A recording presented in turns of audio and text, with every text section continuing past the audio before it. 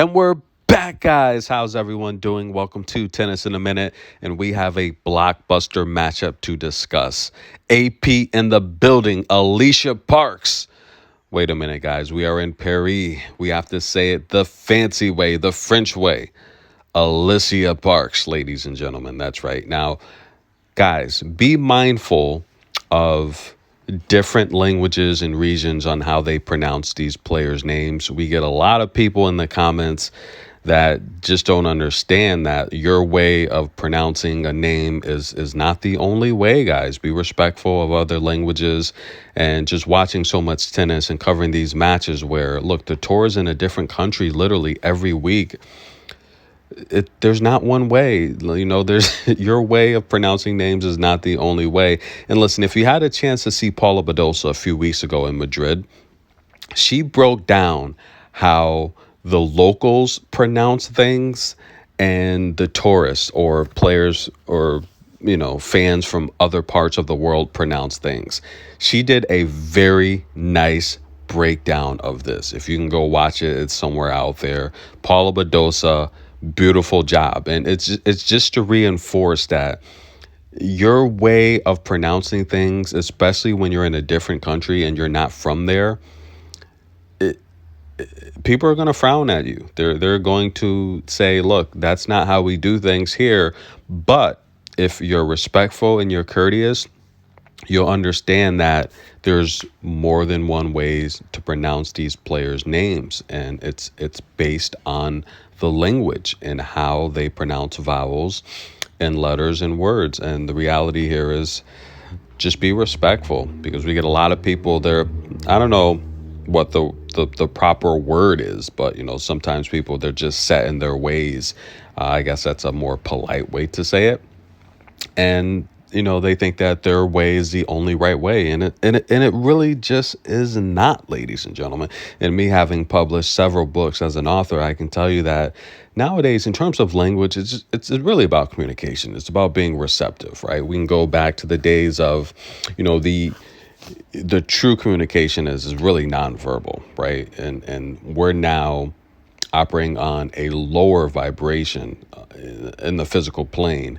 And again, we're thinking that a lot of times that where we are from is the only way of doing things, and it's just not. So Alycia Parks taking on Elsa Jacquemot.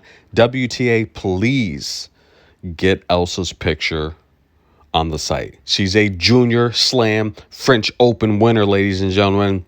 However, on the main tour, she's had to qualify for these slams. She's never been inside of the top 120 on the main tour, while AP in the building is back to being a top 50 player. She's ranked 45 officially right now.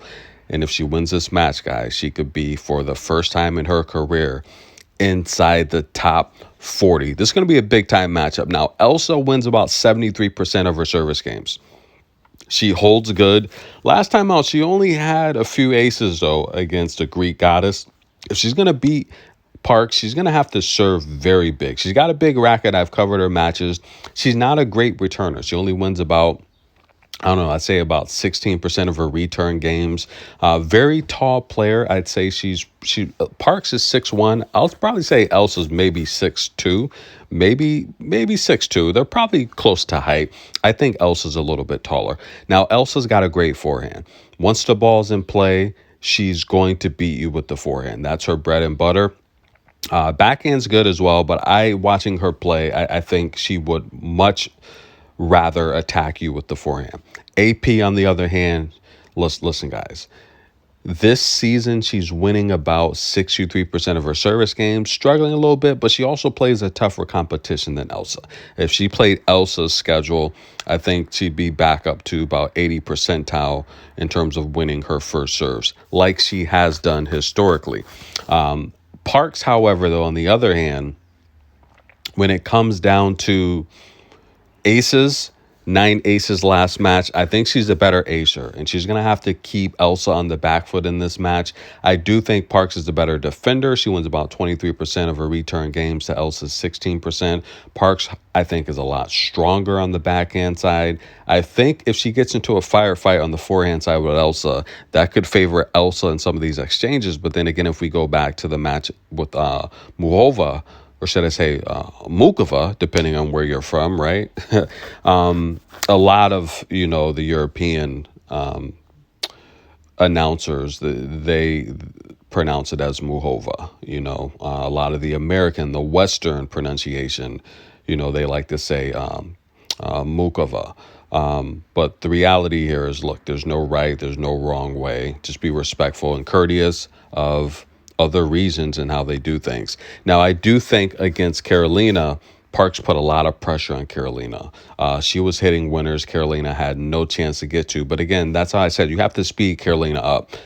Elsa, on the other hand, speeding her up is not necessarily gonna help, especially if it's to the forehand side. Alycia could find herself on the back foot. I do think the short balls will be key. Parks won at one point the majority of the net points against Carolina.